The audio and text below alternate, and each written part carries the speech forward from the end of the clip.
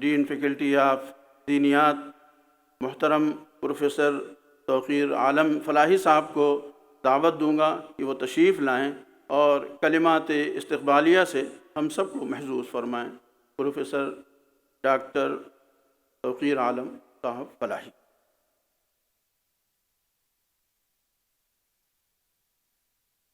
السلام علیکم ورحمۃ اللہ وبرکاتہ۔ حامدن و مصلین اما بعد۔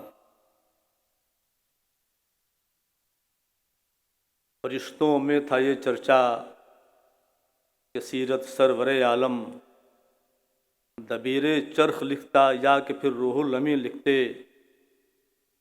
صدا یہ بارگاہ عالم قدوس سے آئی کہ ہے یہ اور ہی کوئی چیز اگر لکھتے تو ہم لکھتے۔ قابل صد احترام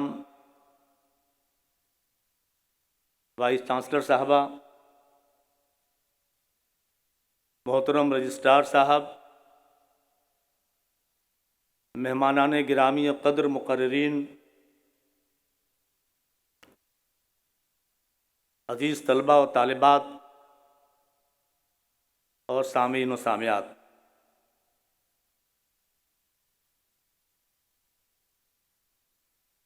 میں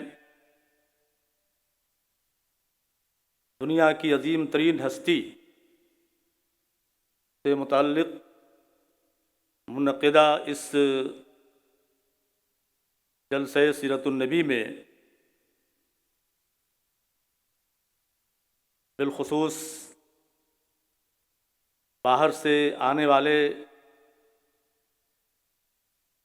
مہمانان گرامی قدر کا اور بالعموم اپنے طلباء و طالبات اور دیگر سامعین و سامعات کا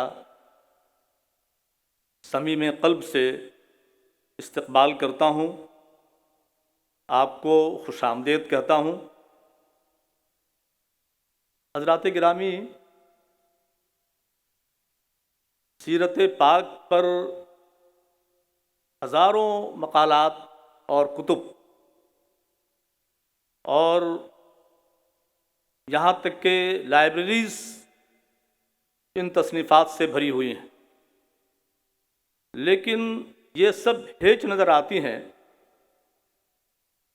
جب مالک کل کائنات، مربی دو عالم اور الرحمن الرحیم رب العالمین ملک الناس الہ الناس اور رب الناس الملک القدوس السلام المومن المہیمن العزیز الجبار المتکبر، ساری صفات کے سرچشمہ کی طرف سے جب نبی کریم صلی اللہ علیہ وسلم کی سیرت خود اس کی کتاب میں بیان کیا جائے۔ ایک جگہ فرمایا جاتا ہے کہ اگر تم ہم سے محبت کرنا چاہتے ہو یا چاہتے ہو کہ ہم تم سے محبت کریں تو ہمارے رسول کی اتباع کر لو۔ قل ان کنتم تحبون اللہ فاتبعونی یحببکم اللہ۔ ایک جگہ آپ کے کلام کو، آپ کی گفتگو کو وحی الہی کا ترجمان بتاتے ہوئے اللہ رب العزت ارشاد فرماتا ہے وما ینطق عن الہوی ان هو الا وحی یوحی، وہ خواہش نفس سے کوئی بات نہیں کہتا، وہ تو وحی الہی ہوتی ہے جو اس پر کی جاتی ہے۔ ایک جگہ آپ کو شارع لیجسلیٹر کی حیثیت سے پیش کیا جاتا ہے، یہ کہتے ہوئے، یہ فرماتے ہوئے وما آتاکم الرسول فخذوہ وما نہاکم عنہ فانتہوا، جو رسول تمہیں دے دے وہ لے لو اور جس سے وہ روکے اس سے رک جاؤ۔ ایک جگہ اللہ تبارک و تعالیٰ اپنی اطاعت کو اپنے رسول کی اطاعت سے کنڈیشنل یا مشروط قرار دیتا ہے۔ وَمَن يُطِعِ اللَّهَ وَمَن يُطِعِ الرَّسُولَ فَقَدْ أَطَاعَ اللَّهَ، جس نے اللہ کے رسول کی اطاعت کر لی گویا اس نے اللہ کی اطاعت کر لی۔ ایک جگہ سارے انسانوں کے بالخصوص ایمان لانے والوں کے مومنین کے تئیں بہت ہی غمخوار، مہربان اور شفیق ہونے کے تعلق سے یہ بات کہی جاتی ہے، لقد جاءکم رسول من انفسکم عزیز علیہ ما عنتم حریص علیکم بالمؤمنین رؤوف الرحیم۔ ایک جگہ آپ کی سیرت کا نقشہ ان الفاظ میں اللہ رب العزت بیان کرتا ہے، انک لعلی خلق عظیم، بلا شبہ آپ اخلاق کے بلند ترین مرتبے پر فائز ہیں۔ اور پھر ایک جگہ یہ فرماتا ہے، لقد کان لکم فی رسول اللہ اسوۃ حسنۃ، لوگو تمہارے لیے اللہ کے رسول کی زندگی میں آئیڈیل ہے، ایک بہترین نمونہ ہے۔ حضرات گرامی، ہم اور آپ اور دنیا کے سارے کلمہ گو حضرات کو اللہ رب العزت نے کچھ القاب دیے ہیں، کچھ مقامات دیے ہیں، رینکس اور پوزیشنز دیے ہیں۔ خیر امت بتایا ہے، best community of the world, امت وسط کا لقب دیا ہے، دا بیلنسڈ کمیونٹی، اور شہداء الناس کا لقب دیا ہے، ٹیسٹیفائرز فار مین کائنڈ۔ اب دیکھیے، گویا آپ کو یہ القاب اور عنایات جو اللہ رب العزت کی طرف سے ملے ہیں، اس میں یہ بات واضح ہے کہ آپ کو پوری دنیا انسانیت کی لیڈرشپ دی گئی ہے۔ بنی اسرائیل سے امامت اور قیادت ختم کر کے اب یہ امت مسلمہ کو، امت محمدیہ کو یہ قیادت دی گئی ہے، یہ لیڈرشپ آپ کو اور ہمیں دی گئی ہے۔ اور لیڈرشپ کے لیے ظاہر ہے یہ بات بھی کہی گئی کہ تم لوگوں کے لیے نکالے گئے ہو، فرمایا کنتم خیر امت اخرجت للناس تامرون بالمعروف وتنہون عن المنکر، تم انسانیت کے لیے برپا کیے گئے ہو، لوگوں کے لیے برپا کیے گئے ہو، لوگوں کے لیے نکالے گئے، ایوالو کیے گئے ہو، اور اس لیے کہ تم لوگوں کو بھلائیوں کا حکم دو اور برائیوں سے روکو۔ یعنی دنیا کی نفع رسانی کے لیے لیڈر اپنے لیے نہیں جیتا ہے، اپنے گھر کے لیے نہیں جیتا ہے، صرف اپنے محلے کے لیے نہیں جیتا ہے، بلکہ بڑے پیمانے پر، جس پیمانے پر لیڈر ہوتا ہے، ظاہر ہے آپ دنیا کے لیڈر ہیں، انسانیت کے لیڈر ہیں، تو انسانیت کے لیے آپ کو اپنی حیثیت کے مطابق اور اپنی صلاحیت کے مطابق جینا ہے، اور اس کے لحاظ سے جو انگریڈینٹس ہیں، جو اس کے عوامل ہیں لیڈر کے، جو اوصاف ہیں، ان اوصاف کو اپنے اندر پیدا کرنا ہے۔ نبی کریم صلی اللہ علیہ وسلم نے فرمایا، خیرکم من ینفع الناس، تم میں بہترین آدمی وہ ہے جو لوگوں کو فائدہ پہنچائے۔ آپ دیکھ لیجیے، لوگوں کا سب سے بڑا فائدہ یہ ہے، آپ اور ہم سبھی ریکوگنائز کریں گے، اس کو ریئلائز کریں گے کہ سب سے بڑا فائدہ یہ ہے انسانیت کا کہ انسانیت کو اس کے خالق سے ملوا دیا جائے، انسانیت کا رشتہ اس کے اصل خالق سے، اصل مالک سے، اصل رازق سے جوڑ دیا جائے، اور اس سلسلے میں کوششیں کی جائیں جس کو قرآن مجید نے امر بالمعروف اور نہی المنکر کہا ہے کہ امر بالمعروف کرو، اچھائی کرو اور اچھائی کا حکم دو، برائی سے رکو اور برائی سے روکو۔ اس سے بڑا کام انسانیت کے لیے اور کوئی نہیں ہو سکتا ہے۔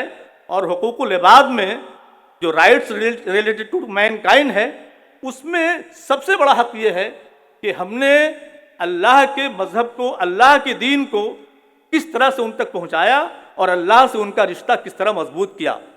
حضرات گرامی، مجھے تقریر نہیں کرنی ہے، بس 2-3 منٹ میں اپنی بات ختم کرنا چاہوں گا۔ سیرت پاک کی روشنی میں جو لیڈرشپ ہماری ہے انسانیت کے تئیں، وہ لیڈرشپ کیسے باقی رہے گی، وہ آپ کے سامنے میں گوشہ گزار کرنا چاہتا ہوں کچھ پوائنٹس کی شکل میں۔ دیکھیے، دنیا میں جو نافع ہوتا ہے وہ زندہ رہتا ہے، اس کی لانگ لاسٹنگ ہوتی ہے، اور جو نافع نہیں ہوتا ہے، جو نفع بخش نہیں ہوتا، اس کو ذرا غور سے سنا جائے، میں سب سے پہلا مخاطب میں خود ہوں، جو نافع نہیں ہوتا ہے وہ اس کا وجود ختم ہو جاتا ہے۔ آپ فرد کی حیثیت سے دیکھ لیجئے، کمیونٹی کی حیثیت سے دیکھ لیجئے، قرآن مجید کا یہ اعلان ہے، فَأَمَّا الزَّبَدُ فَيَذْهَبُ جُفَاءً وَأَمَّا مَا يَنفَعُ النَّاسَ فَيَمْكُثُ فِي الْأَرْضِ۔ جھاگ ختم ہو جاتا ہے اور جو لوگوں کو فائدہ پہنچانے والی چیز ہوتی ہے وہ باقی رہتی ہے۔ آپ اگر لانگ لاسٹنگ وجود اپنا چاہتے ہیں اس دنیا کے اندر، اگر آپ انسانیت کی لیڈرشپ کا وار اپنے کانوں پر رکھے ہوئے ہیں اور آپ یہ شرف محسوس کرتے ہیں، تو نبی کریم صلی اللہ علیہ وسلم کی سیرت کی روشنی میں ہمیں اور آپ کو سنوارنا ہوگا۔ سب سے پہلی چیز یہ کہ اللہ کی رضا کو ہر زندگی کے ہر شعبے میں، دنیا کے ہر خطے میں رضا الہی کو مطمع نظر بنا لیا جائے، خوشنودی مولا کو مطمع نظر بنا دیا جائے۔ خوشنودی مولا کو اگر ٹارگٹ بنا لیا جائے، سینٹر آف اٹینشن بنا لیا جائے اور اس کے مطابق کوئی بھی کام کیا جائے تو یقین جانیے وہ کام دینی کام ہو جاتا ہے، وہ عبادت ہے۔ اگر اللہ کی مرضی سامنے ہو، رسول اکرم صلی اللہ علیہ وسلم کا طریقہ سامنے ہو، لیکن ہم اور آپ یہ اعلان کرتے ہیں انی وجہت وجہی للذی فطر السماوات والارض حنیفا وما انا من المشرکین، بلا شبہ ہم نے اپنے آپ کو اس ہستی کی طرف کر لیا ہے جس نے آسمانوں کو پیدا کیا، جس نے زمین کو پیدا کیا۔ میں حنیف ہوں، سنگل مائنڈڈ اور سنگل ہارٹڈ ہوں اللہ کے لیے، اور میں مشرکوں میں سے نہیں ہوں۔ یہاں پر ہم اعلان کرتے ہیں ان صلاتی و نسکی و محیای و مماتی للہ رب العالمین، کہ بلا شبہ ہماری نماز، ہماری قربانی، ہمارا مرنا، ہمارا جینا سب کچھ اللہ رب العالمین کے لیے ہے۔ تو آپ صلی اللہ علیہ وسلم کی زندگی میں آپ دیکھیے یہ تصویر دیکھیے، آپ صلی اللہ علیہ وسلم کی زندگی میں شروع سے اخیر تک یہ کس طرح سے دعوت ملاحظہ دیتا نظر آتا ہے۔ نبی کریم صلی اللہ علیہ وسلم نے فرمایا لا یؤمن احدکم حتی یکون ہواہ تبعا لما جئت بہ، کہ تم میں سے کوئی شخص مومن نہیں ہو سکتا جب تک اس کی خواہشات ہماری لائی ہوئی شریعت کے مطابق نہ ہو جائیں۔ ایک طرف تو ہم یہ حد کریں، ایک طرف تو ہم یہ اعلان کریں کہ ہم اللہ کے لیے ہیں اور ہم اللہ کے آگے جھکتے ہیں، دوسری طرف ہمارے سامنے جھوٹے خداؤں کی شکل میں علاقائیت ہو، جھوٹے خداؤں کی شکل میں برادری ہو، جھوٹے خدا کی شکل میں ہمارے سامنے انانیت ہو، ایگو ہو، جھوٹے خدا کی شکل میں ہمارے سامنے مکتب فکر ہو، جھوٹے خدا کی شکل میں ہمارے سامنے مسلک ہو۔ یہ سارے جھوٹے خداؤں سے ہمیں اعلان برات کرنا ہے۔ اگر حضرت ابراہیم علیہ السلام نے پتھر کے بتوں سے اعلان برات کیا تھا اس وقت وہ خطرناک تھے، آج کے یہ بت جو بت میں نے گنائے ہیں یہ بت خطرناک ہیں، ان بتوں سے اعلان برات کرنا ہوگا، اور جب ہم رضا الہی کے علم بردار بنیں گے اور رضا الہی کا پیکر بن سکیں گے۔ ایک پہلی بات تو یہ۔ دوسری بات، آپ صلی اللہ علیہ وسلم کی زندگی میں جو استقامت کا جو سبق ملتا ہے، جو استقامت کہ ایک طرف آپ نے لا الہ الا اللہ کہا اور دوسروں کو کہا فرمایا کہ قولوا لا الہ الا اللہ واستقم، او کما قال نبی صلی اللہ علیہ وسلم، لا الہ الا اللہ کہو اور اس پر جم جاؤ۔ آپ دیکھیے کہ نبی کریم صلی اللہ علیہ وسلم نے صرف فرمایا نہیں بلکہ یہ کر کے دکھایا، اور اسی راہ میں شیب ابی طالب کا قیدی بھی بننا پڑا، اسی راہ میں آپ کو فاقے بھی کرنے پڑے، اسی راہ میں طائف کا مرحلہ جاکاہ بھی آیا، اور اسی راہ میں غزوات اور سرایا اور جنگیں بھی ہوئی اسی راہ میں۔ آپ غور فرمائیے، تو یہ استقامت، جب تک کہ ہم استقامت کا طریقہ اختیار نہیں کریں گے، کنسسٹنسی کا طریقہ، اسٹیڈینس کا طریقہ اختیار نہیں کریں گے، جب تک ہم فرمنس کا طریقہ اختیار نہیں کریں گے، اسلام سے جب تک ہم متمسک نہیں رہیں گے، اسلام کو جب تک ہم مضبوطی سے پکڑے ہوئے نہیں رہیں گے، اس وقت تک ہم کامیاب نہیں ہو سکتے اور اپنے لاسٹنگ ایگزسٹنس کے لیے ہم کوئی مواد فراہم نہیں کر سکتے۔ ایک تیسری چیز کہ علم کی سرپرستی، علم آپ حاصل کریں، خوب حاصل کریں۔ نبی کریم صلی اللہ علیہ وسلم کا فرمان کہ طلب العلم فریضۃ علی کل مسلم و مسلمۃ، علم کا حاصل کرنا ہر مسلمان پر فرض ہے۔ آپ غور فرمائیے، فرض ہے، علم حاصل کیجئے، ستاروں پر کمندیں ڈال لیجئے، سورج کی شعاؤں کو گرفتار کیجئے، دریاؤں کی تہوں میں اپنی زندگی بسر کرنے کے لیے ٹھان لیجئے، چاند پر زندگی گزاریے، خوب بڑے عالم، بہت بڑے فلاسفر، بڑے محقق بن جائیے، لیکن سرپرستی ہونی چاہیے دین کی، سرپرستی ہونی چاہیے مذہب کی۔ ہم اور آپ کہتے ہیں کہ قرآن مجید میں علم کی بڑی فضیلت بیان کی ہے، اور بلا شبہ کئی آیتیں ہیں، اور اقرا کا لفظ سب سے پہلا لفظ ہے، لیکن آپ کے لیے اور ہمارے لیے یہ باعث اطلاع ہے کہ اقرا باسم ربک ہے، اپنے رب کے نام سے پڑھو۔